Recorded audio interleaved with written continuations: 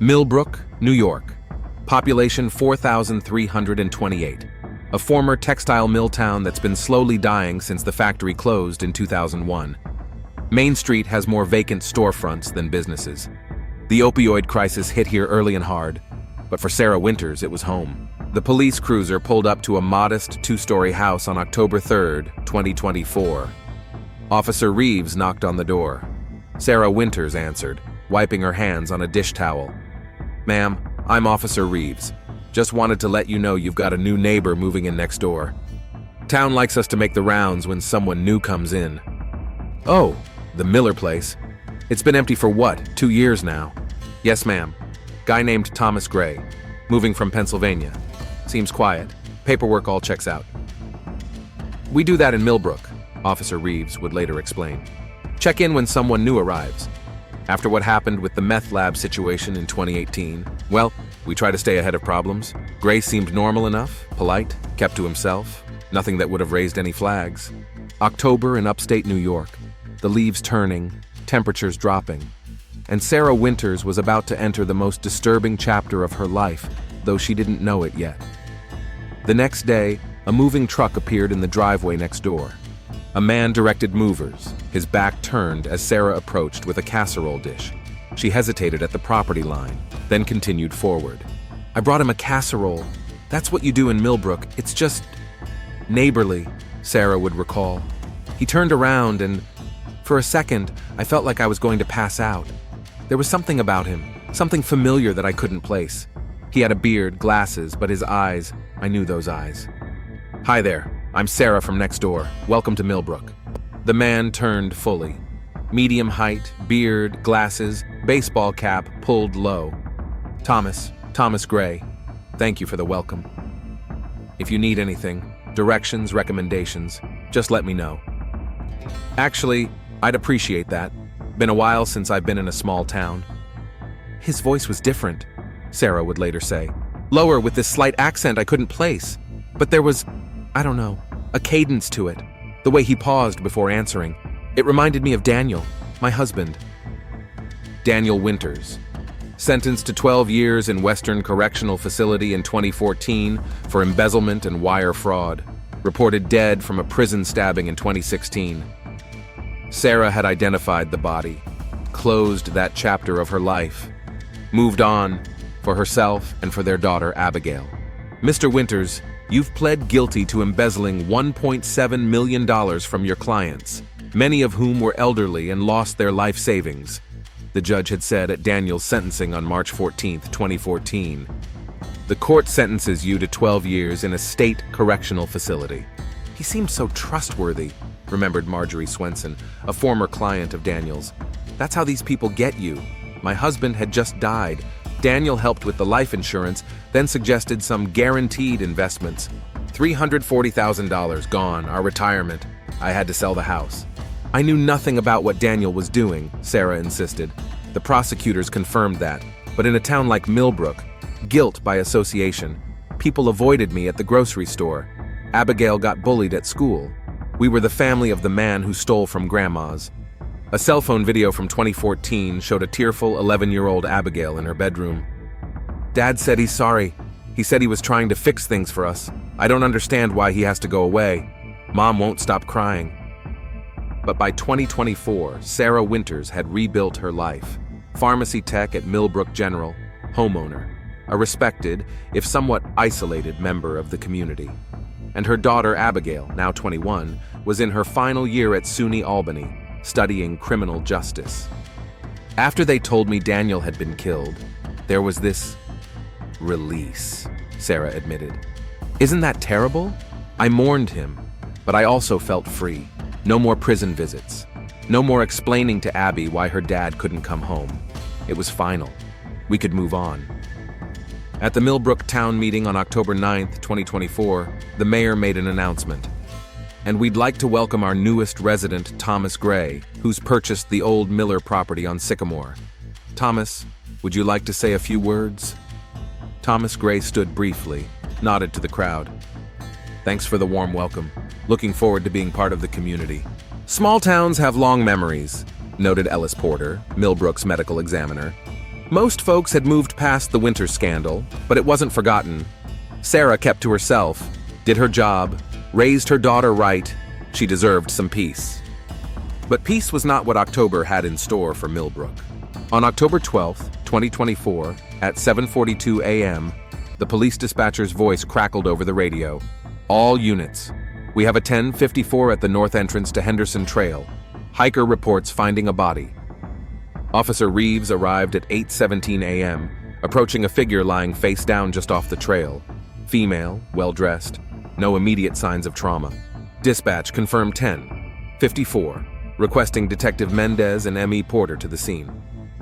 When I got the call, I was having breakfast with my kids, Detective Lori Menddees would remember. Saturday morning cartoons. I grew up in Millbrook, came back after 10 years with Boston PD. Wanted my children in a safe place. That's the irony, isn't it? There is no completely safe place. At the crime scene on Henderson Trail, yellow police tape cordoned off the area. The medical examiner crouched by the body while Detective Menddees took notes. Female, mid-40s, no obvious cause of death, Ellis Porter observed. No blood, no visible injuries. But the way she was positioned, too neat. Someone placed her there. This wasn't a heart attack on a morning hike.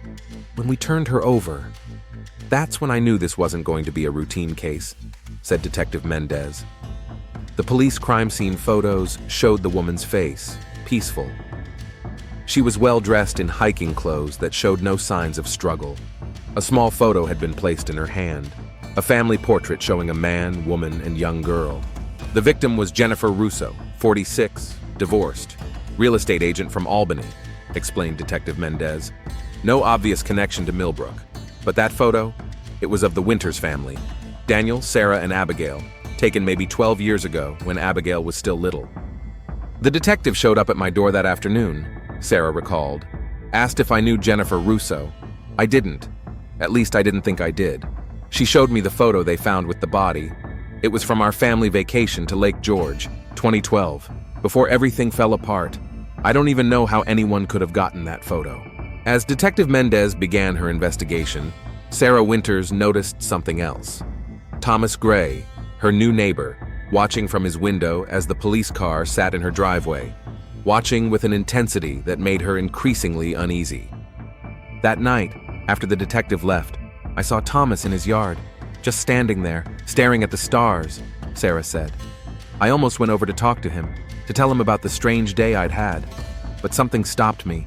He turned and looked directly at me, and I swear, just for a second, it was like looking at a ghost. The Millbrook police station buzzed with activity as Detective Lori Menddees pinned photos to the incident board. Jennifer Russo's driver's license, the crime scene, the family photo found in the victim's hand. Preliminary tox screen shows a lethal dose of potassium chloride, Ellis Porter said, dropping a file on Menddees' desk. It causes cardiac arrest. Nearly untraceable if you're not looking for it. Whoever did this knew what they were doing. Injection site?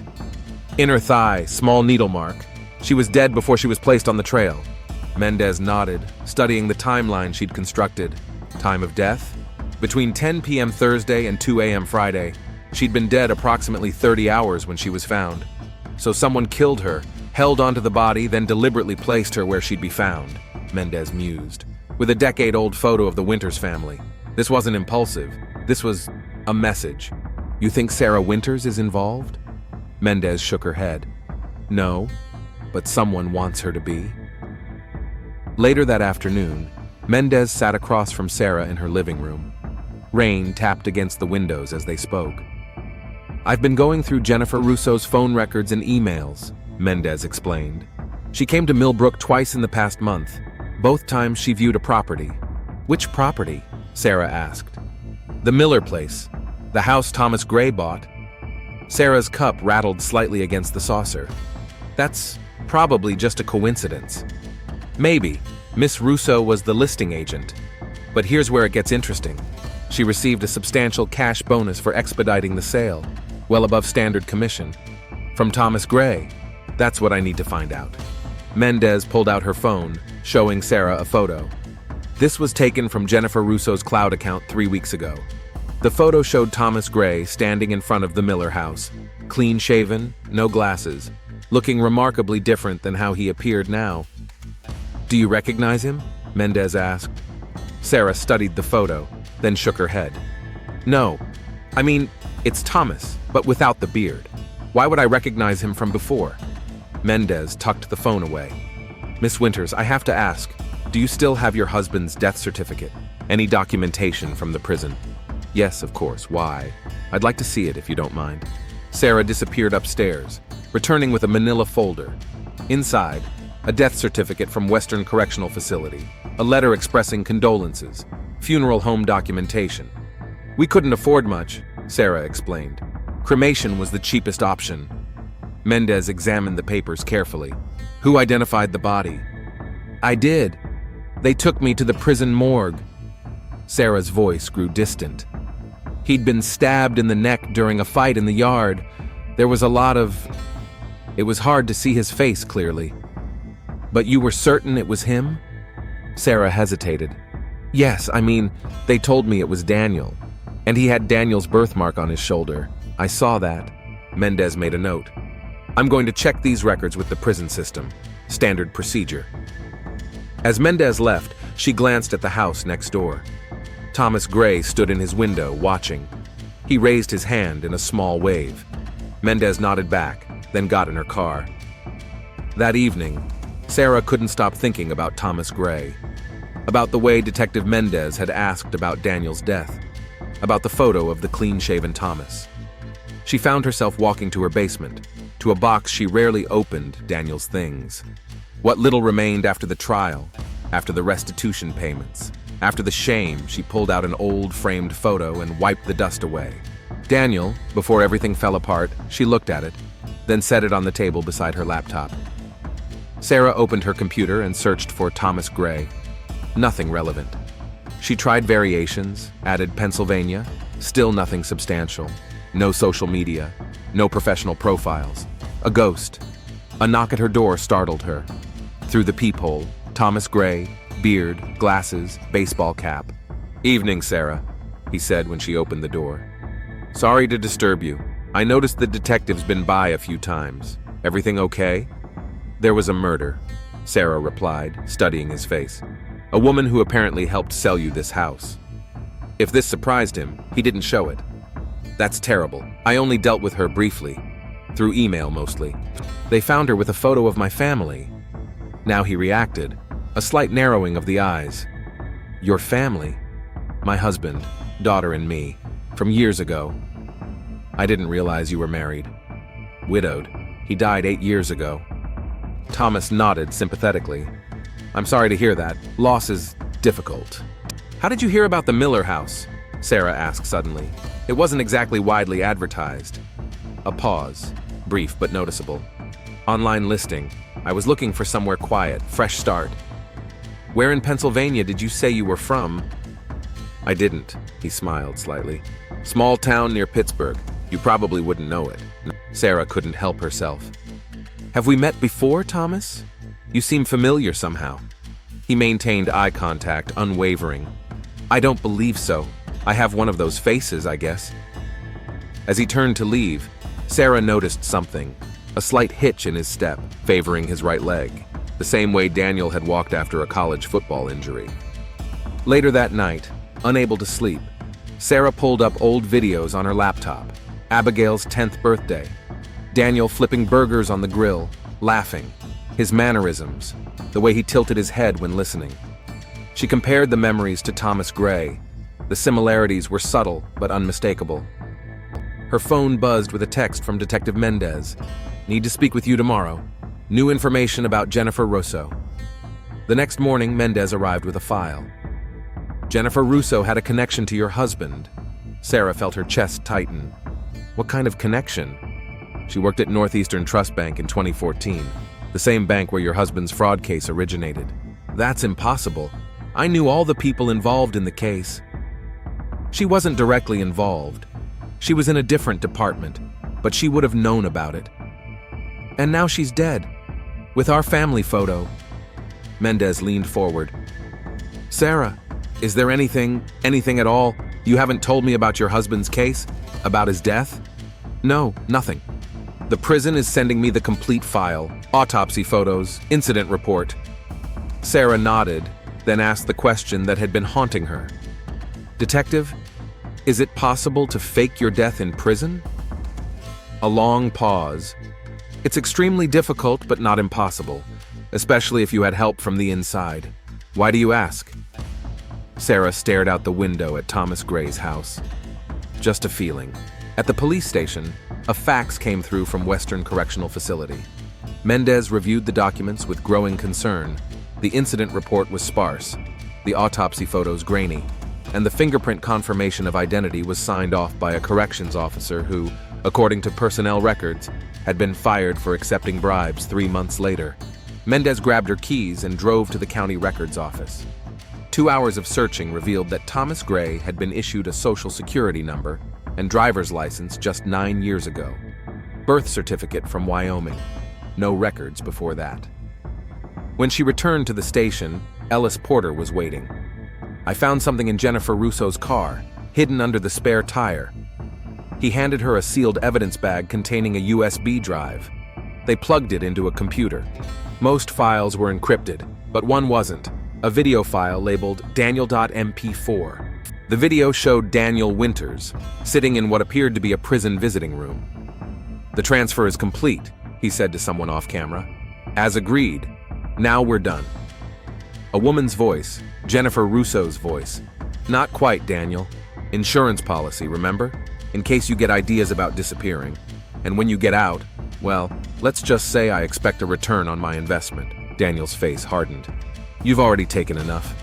Consider it compensation for my part in your rehabilitation." Menddees and Porter exchanged looks.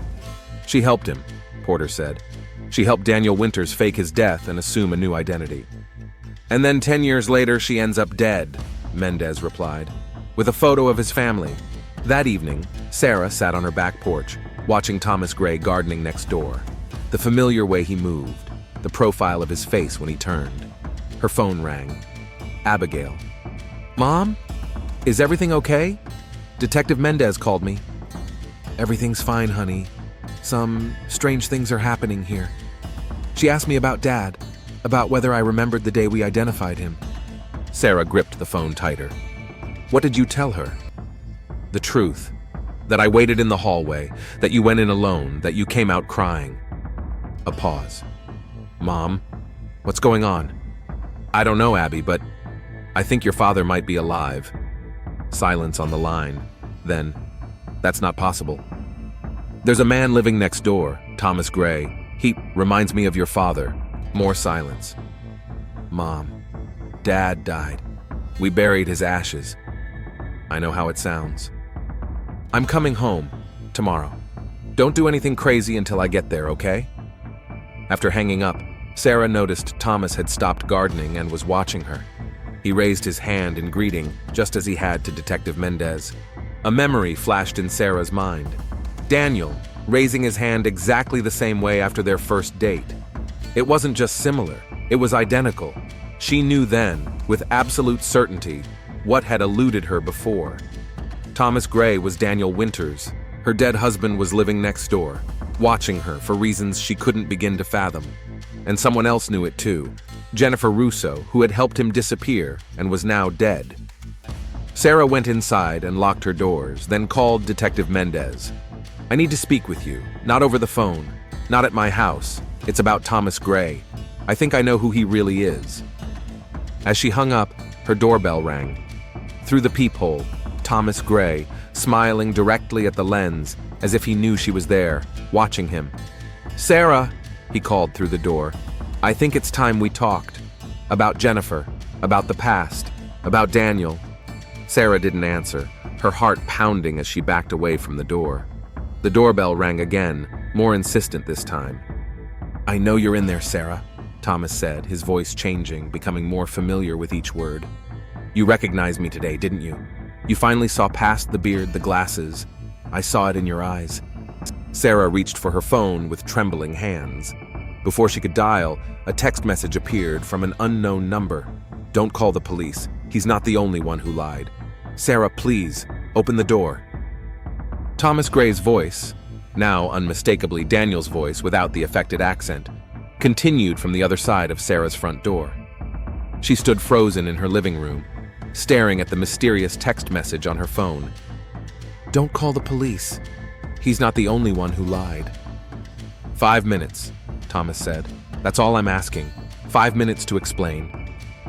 Sarah moved toward the kitchen, away from the door. Her hands shook as she retrieved the small handgun she'd purchased after Daniel went to prison. She'd never fired it outside of a shooting range, but its weight provided a cold comfort now. "I'm leaving something on the porch," Thomas called. "When you're ready to talk, I'll be next door." She heard his footsteps retreat down the steps. After several minutes, Sarah approached the door cautiously and peered through the peephole. The porch was empty, except for a manila envelope. Gun in hand, she opened the door just enough to snatch the envelope, then quickly locked it again. Inside, documents. A notarized confession from Jennifer Russo, a falsified death certificate, prison guard payment records, and a letter dated 3 weeks ago. "Sarah, by the time you read this, you'll know the truth. I didn't die in that prison. I made a deal, paid the right people, and disappeared. Jennifer Russo helped arrange everything, for a price. I've spent 10 years watching you and Abigail from afar. I told myself it was to protect you from the enemies I'd made. But the truth is simpler and more selfish. I couldn't bear to be without you, even if I could only be near you, not with you. Jennifer found me last month. She wanted more money, threatened to expose everything. I moved next door because I knew what would happen next. I needed to be close when it all came crashing down. I never meant to hurt anyone. D. Sarah sank to the floor, letter in one hand, gun in the other, as the impossible reality settled over her. Her dead husband had been alive all this time, watching, waiting, and now someone was dead. She reached for her phone and called Detective Menddees. "I need to see you, now, but not at my house." "The diner on Main, 20 minutes, Menddees replied. As Sarah drove through town, she noticed a familiar car parked at the Millbrook Inn. Abigail had arrived early. For a moment, Sarah considered stopping, telling her daughter everything. But what would she say?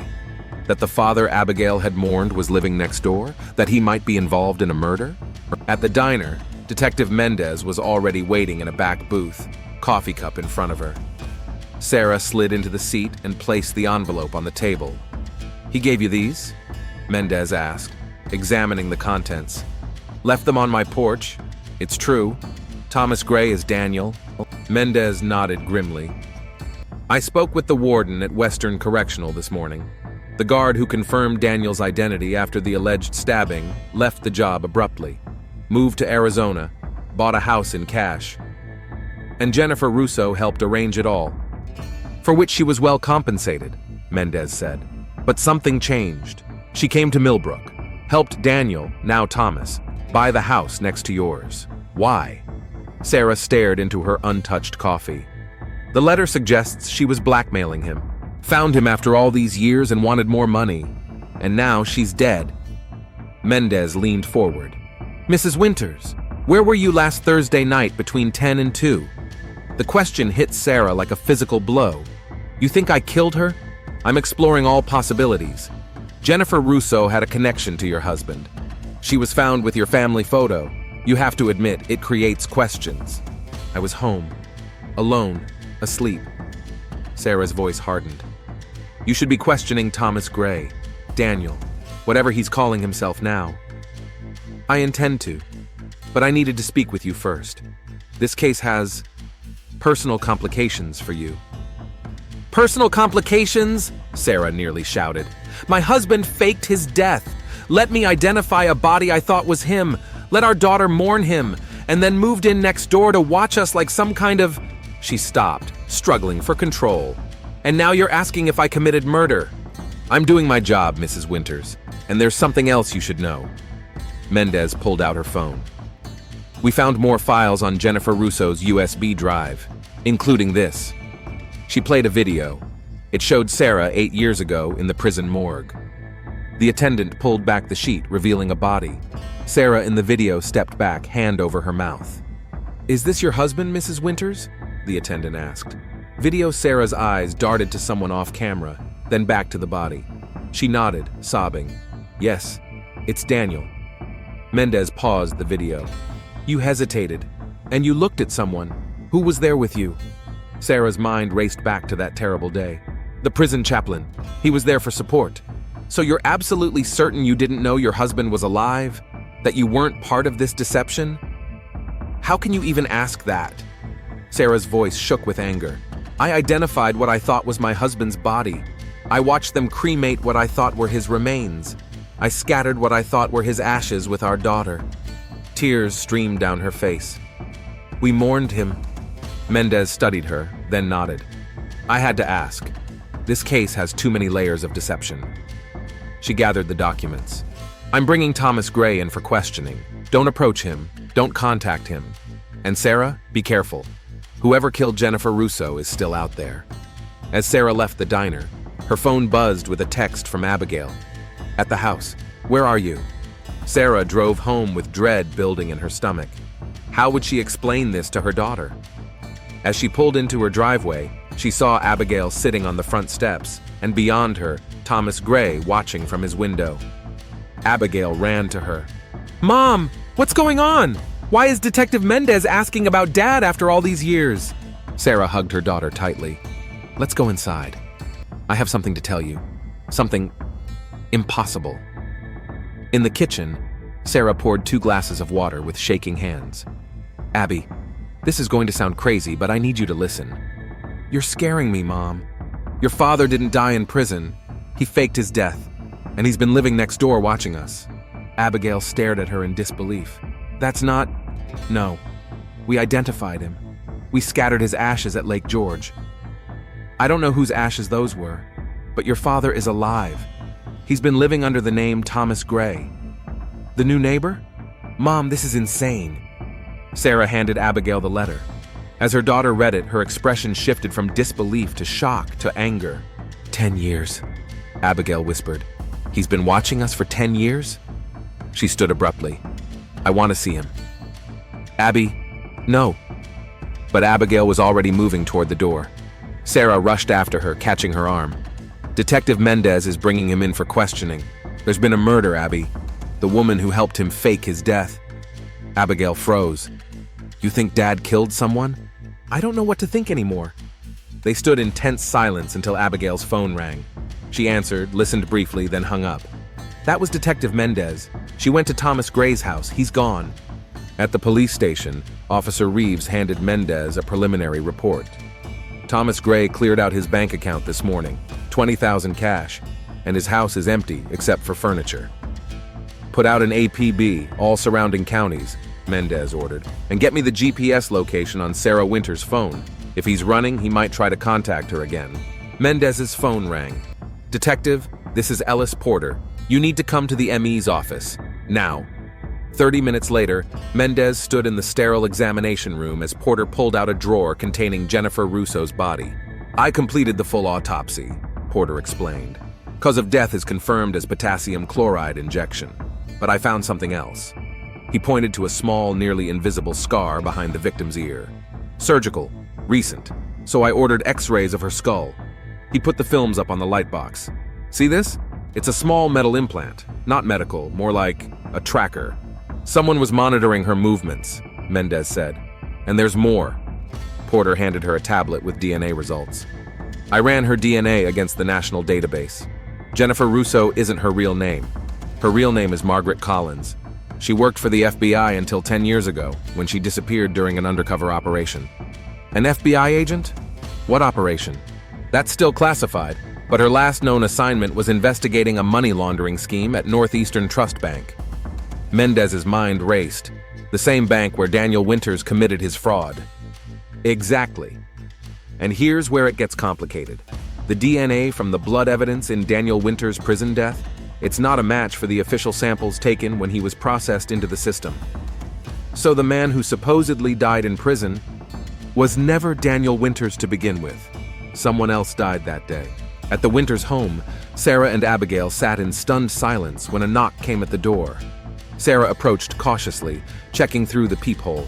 A middle-aged man in a suit stood on the porch holding up a badge. Mrs. Winters? I'm Special Agent Marcus Reed, FBI. I need to speak with you about Daniel Winters and Jennifer Russo. Sarah opened the door warily. Detective Menddees is handling the case. Detective Menddees doesn't have the full picture. May I come in? Once seated in the living room, Agent Reed got straight to the point. Mrs. Winters, your husband was never just a financial advisor who committed fraud. He was an informant for the FBI, helping us investigate a massive money laundering operation at Northeastern Trust. Sarah's world tilted again.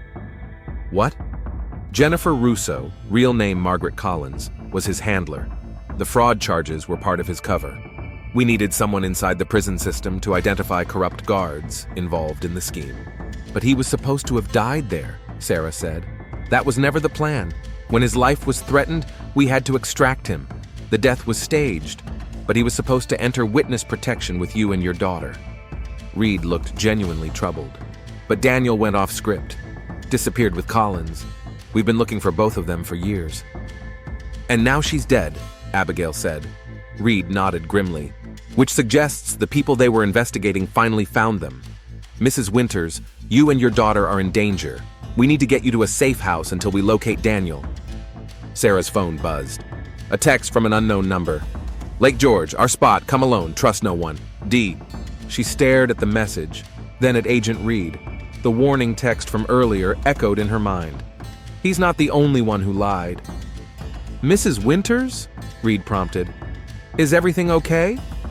Sarah slipped the phone into her pocket. We need to pack some things. Can you give us a few minutes? Once Reed stepped outside, Sarah showed Abigail the text. It's from your father. He wants me to meet him at Lake George. Mom, no. If what this FBI agent says is true, it's too dangerous. But what if he's lying? What if Daniel is the one telling the truth? Sarah grabbed her purse. I need to know, Abby. I need to hear it from Daniel himself. Then I'm coming with you. No, you stay here. If I'm not back in 3 hours, call Detective Menddees. Only Detective Menddees. Sarah slipped out the back door while Agent Reed waited at the front. She took back roads out of Millbrook, constantly checking her rearview mirror. Her mind was a storm of questions. Had Daniel been working for the FBI all along? Was the fraud a cover? Or was Agent Reed lying? After an hour's drive, she parked at the small, secluded cove on Lake George, where they had scattered what they thought were Daniel's ashes. As she approached the water's edge, a figure emerged from the trees. Thomas Gray. Daniel, her husband. You came, he said, relief evident in his voice. He'd removed the beard and glasses. It was undeniably Daniel, aged by 10 hard years. You let me think you were dead, Sarah replied, keeping her distance. You let our daughter mourn you, to protect you, both of you. He stepped closer. Sarah, everything I did was to keep you safe. From what? The FBI agent at our house says you were an informant, that Jennifer Russo was your handler. Daniel's expression darkened. Reed is there? You can't trust him. I don't know who to trust anymore. Sarah's voice broke. Tell me the truth, Daniel. All of it. Who are you really? Daniel looked out over the lake, then back to Sarah. I was Daniel Winters, financial advisor, husband, father, and yes, I committed fraud. Real fraud, not some FBI cover story. But what no one knew, what I never told you, was why. I'm listening. I uncovered something at the bank. Money moving through accounts linked to judges, police chiefs, politicians, millions. When I started asking questions, I was warned to stay quiet. I didn't, so they set me up to take the fall for embezzlement. Why didn't you tell me? We could have fought it together. Because they threatened you and Abigail. His voice hardened. They showed me photos of you shopping, of Abby at school, said that either I go to prison quietly or you both have accidents. So you pled guilty? Yes, and in prison, I made a deal with Jennifer Russo. She wasn't FBI, she worked for the people who set me up. I offered her money to help me fake my death and disappear. She agreed, and for 8 years, I've been gathering evidence against the real criminals. And then she found you again. Daniel nodded. She wanted more money, said she'd expose me, expose everything. I agreed to pay her, but I needed to be close to you when it all came out. So I bought the house next door. Did you kill her, Daniel? His eyes met hers, unwavering. No, I was going to pay her, but someone got to her first, the same people who framed me. They've been watching all of us. So this Agent Reed is one of them. Sarah, you need to get Abigail and run, now, before... A gunshot cracked through the air. Daniel staggered, clutching his shoulder as blood seeped between his fingers. Sarah screamed as more shots followed. Daniel grabbed her arm and pulled her toward the woods. "Run!" he gasped, blood staining his shirt. "They found us!" Bullets splintered tree bark as Sarah and Daniel ran through the woods. Daniel clutched his bleeding shoulder, his face pale with shock and pain. "My car!" Sarah gasped. "Back at the parking area!" "Too risky!" Daniel pulled her deeper into the forest. "There's a cabin, half a mile north. We can hide there." They stumbled through underbrush until reaching a small, weathered cabin. Daniel retrieved a key from beneath a rock and ushered Sarah inside. The space was sparse. A table, chairs, a wood stove, and a narrow bed. "You knew this was here," Sarah said as Daniel locked the door. "You've been planning this." "Contingency," he winced, peeling off his bloodied shirt. "Always need an escape route." Sarah found a first aid kit in a cabinet. The bullet had gone through Daniel's shoulder, leaving a clean exit wound. She cleaned and bandaged it with shaking hands. "Who's shooting at us?" she demanded. "Could be Reed's people. Could be the ones who killed Jennifer." Daniel grimaced as Sarah tightened the bandage. "Could be the same group. I can't tell what's real anymore." Sarah's voice cracked with exhaustion. "Everyone has a different story about you, about Jennifer, about everything." Daniel met her gaze. "I know, and I'm sorry for that. But right now, we need to focus on getting somewhere safe." Sarah's phone vibrated. A text from Abigail. "Mom, where are you? Agent Reed left suddenly. Detective Menddees is here." "Abby," Sarah showed Daniel the message. "I have to go back. It's not safe. She's our daughter, Daniel." Sarah's control finally shattered. 10 years you've been alive, watching us from a distance, and now you want to tell me what's safe for our daughter?" Daniel flinched as if struck. "You're right. I have no right." He reached into his pocket and withdrew a small flash drive. "Everything I've gathered is on this. Bank records, offshore accounts, names, evidence of who was really behind the fraud. Give it to Detective Menddees, but only to her directly, no one else." "Why should I trust you now?" "Because despite everything, I've never stopped loving you and Abigail. Everything I did, the fraud, the fake death, all of it, was to protect you from people who wouldn't hesitate to kill you both to keep their secrets." Sarah took the drive, doubt and hope warring within her. "Why did Jennifer have our family photo? Why leave it with her body?" "I don't know. Jennifer, Margaret, whoever she really was, she played her own game, used me as much as I used her." Daniel moved to a small closet, retrieving a gun. "I'll create a diversion. Draw them away while you get to your car." Daniel... "There's no time to argue. They'll have people searching these woods." He checked the weapon, then peered out the window. "Wait 10 minutes after I leave, then run straight back to the parking area. Don't stop for anything." Before she could protest, he kissed her, brief, desperate, then slipped out the door. Sarah waited, counting seconds that felt like hours. When 10 minutes passed, she steeled herself and ran. The forest seemed to close around her, every shadow a potential threat. When she reached her car, the parking area appeared deserted. She fumbled for her keys, sliding into the driver's seat just as a vehicle pulled in behind her, blocking her exit. Detective Menddees stepped out, weapon drawn. "Mrs. Winters out of the car, hands where I can see them." "Detective, now Sarah." Sarah complied, the flash drive heavy in her pocket. "Daniel is injured. Someone's shooting at us." "I know. My officers reported gunshots. Where is he?" "In the woods, creating a diversion so I could escape." Menddees' radio crackled. "All units be advised. Suspect spotted near the North Trail." "Get in my car," Menddees ordered. "We need to get you back to Millbrook." During the tense drive, Sarah studied Menddees' face. "How much do you know about what's really happening?" "More than I did this morning." Menddees kept her eyes on the road. "The FBI has taken over the case. Agent Reed briefed me on Daniel's undercover work." Sarah's hand closed around the flash drive in her pocket. What if Daniel wasn't undercover? What if Reed is lying? Why would the FBI lie? to cover up something bigger. Daniel said he discovered corruption at the bank, that he was framed. Menddees frowned.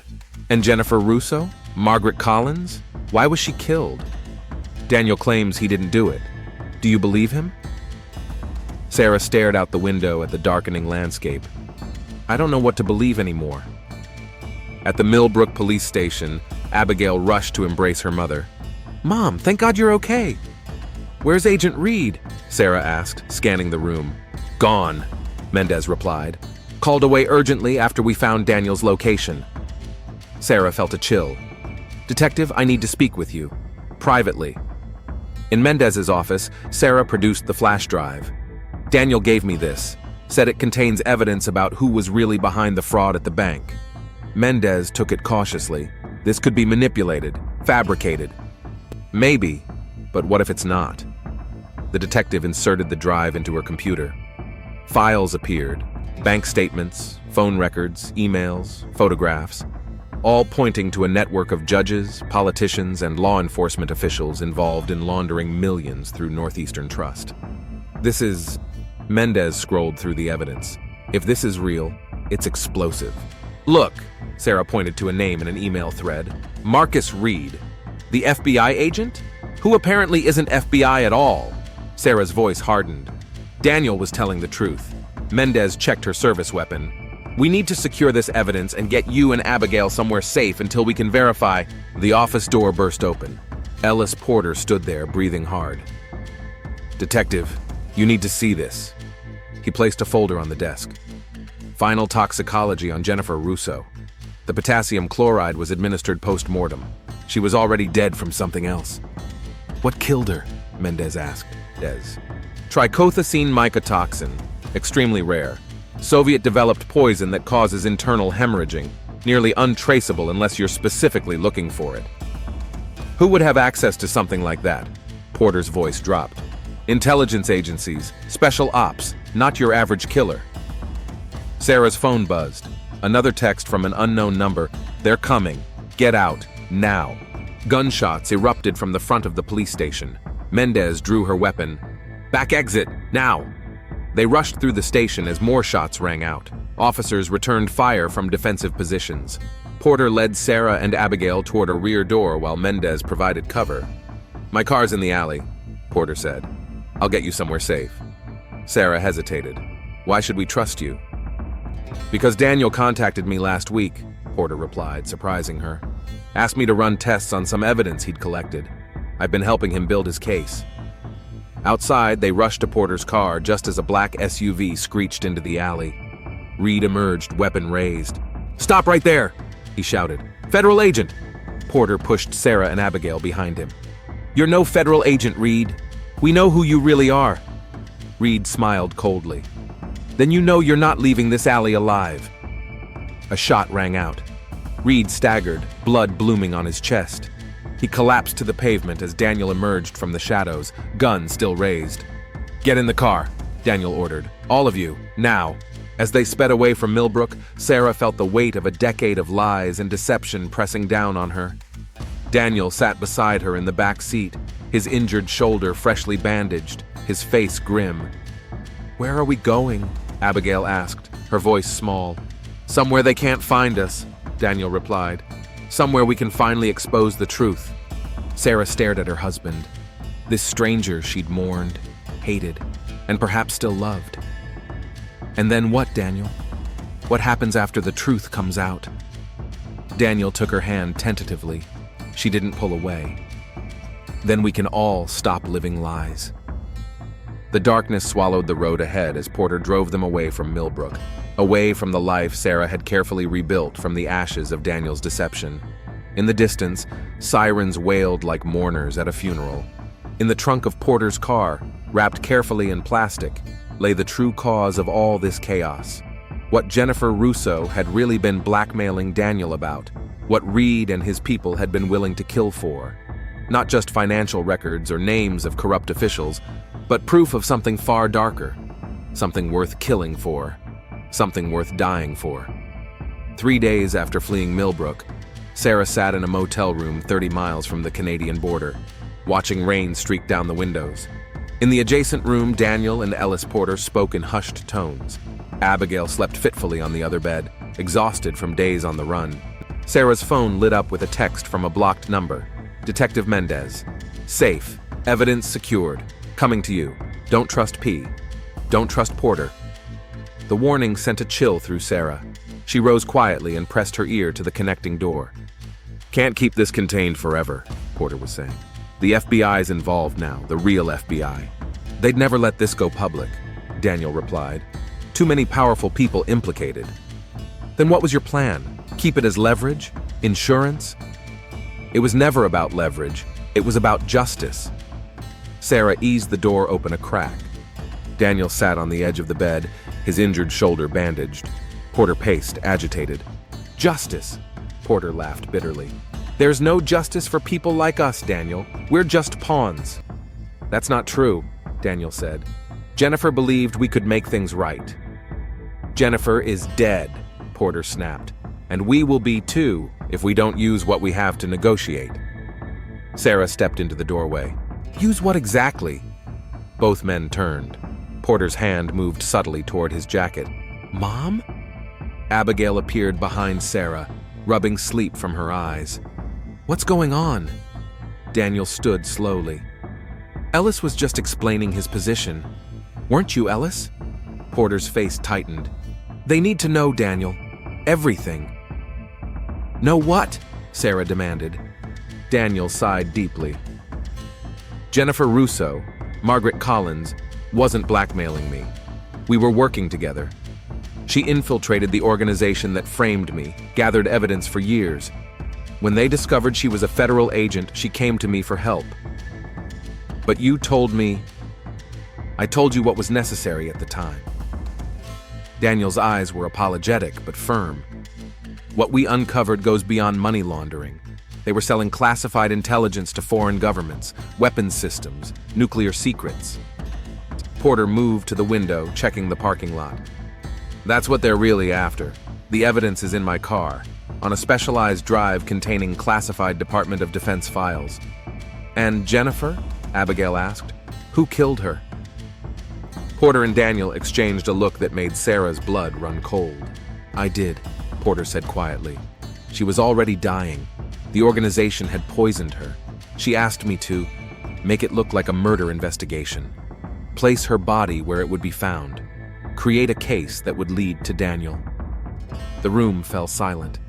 Sarah stared at the man who had helped them escape, who had driven them to safety, who now confessed to killing Jennifer Russo. You're a doctor, Sarah whispered. You took an oath. I'm also a patriot, Porter replied. And Jennifer was my friend for 20 years. She was suffering. The poison was eating her from inside. Her last act was to make her death mean something. The photo, Abigail realized. The family photo in her hand, that was deliberate. Daniel nodded. To connect her to us. To make sure Sarah would be involved in the investigation. To bring everything full circle. Why? Sarah's voice broke. Why drag us into this nightmare? Daniel crossed to her, stopping just short of touching her. Because Jennifer knew I'd never leave Millbrook while you and Abigail were there. She knew the only way I'd expose everything was if you were already in danger. She forced my hand. A sound outside made Porter tense. Headlights swept across the window as a car pulled into the lot. Get down, he hissed, drawing a gun. Sarah pulled Abigail to the floor as Porter peered through the curtains. It's Menddees, he said. Alone. Don't trust Porter, Sarah whispered to Daniel, showing him the text. Daniel's expression hardened. Ellis, put the gun down. Porter turned slowly. Daniel, now. The door opened and Detective Menddees entered, weapon drawn. Everyone okay? We're fine, Daniel said, not taking his eyes off Porter. But I think Ellis has something to tell us, about Jennifer, about why he really killed her. Porter's facade cracked. She was dying anyway. But not from poison, Menddees said. The full toxicology came back. There was no trichothecene mycotoxin in her system. You lied. She knew too much. Porter's voice changed, hardened. She was going to expose everyone, not just Reed and his people, but me too. I've been moving their money for years through the county medical examiner's office. Untraceable. Perfect cover. Sarah felt sick. And you killed her for it. She would have destroyed everything, just like Daniel will. Porter raised his gun. 3 shots rang out simultaneously. Porter staggered, blood blooming across his chest from Menddees and Daniel's bullets. He collapsed to the floor, eyes wide with shock. "Federal agents!" a voice shouted from outside. "We have the building surrounded!" "That's our extraction team," Menddees explained, holstering her weapon. "I've been working with the Justice Department's Special Task Force. We've been building this case for months." She looked at Daniel. "When Jennifer contacted us about what she'd found, we knew we needed you both." "You've been manipulating us," Sarah realized. "All of you, to expose the biggest intelligence breach in decades." Menddees was unapologetic. "Yes." "What happens now?" Abigail asked, her voice small but steady. "Witness protection," Menddees replied. "For all of you." "Together?" Daniel looked at Sarah, a question in his eyes that went beyond witness protection. Sarah met his gaze, a decade of grief, betrayal, and unextinguished love passing between them. "I don't know, Daniel. You've been living a lie for 10 years. We've been living with your ghost. Some things can't be undone." "I know," he said softly, "but some things can be rebuilt. If you want to try." Abigail moved to stand between her parents, taking each of their hands. "We deserve the chance to decide that for ourselves, without any more manipulation, without any more lies." As federal agents secured the motel, the Winters family stood united for the first time in 10 years, wounded, wary, but together. 6 months later, Sarah stood on the porch of a small house in Oregon, watching the sunset. New names, new town, new beginning. Behind her, Abigail and Daniel argued good-naturedly over a board game. The case had made national headlines. 12 high-ranking officials arrested. Classified intelligence recovered. The full story of Daniel Winters and Jennifer Russo, the lies, the manipulations, the ultimate sacrifice, remained classified, reduced to footnotes in sealed government files. Sarah's new phone buzzed with a text from an unknown number. "Justice is never perfect, but sometimes it's enough. Be well, Sarah. LM." Detective Menddees, still watching over them, even now. Sarah looked through the window at her family, the husband she was slowly learning to trust again, the daughter who had shown more strength than anyone should need at 21. They were damaged, all of them. But they were alive. They were together. The neighbor who wasn't a stranger. The husband who wasn't a ghost. The truth that was both simpler and more complex than anyone had imagined. Sarah stepped back inside, closing the door on the past.